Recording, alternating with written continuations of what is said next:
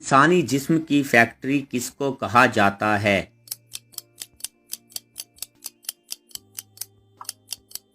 کی جگہ ہے جہاں 11 میں 2 جمع کریں تو جواب 1 آتا ہے۔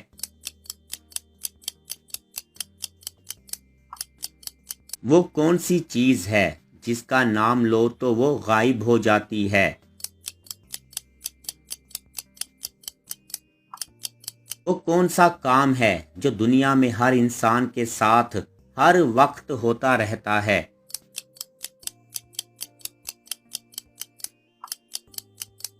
کون سا کام ہے جو انسان مرنے کے بعد بھی دوسروں کے لیے کر سکتا ہے؟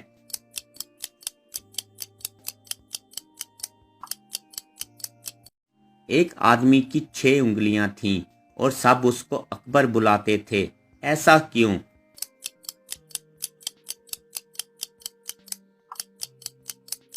کون سی چیز ایک ہی وقت ایک ہی جگہ روز پہنچ جاتی ہے؟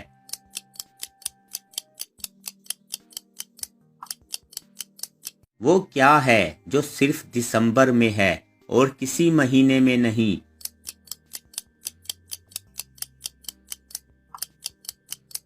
سالوں میں ٹوٹل کتنے دن ہوتے ہیں؟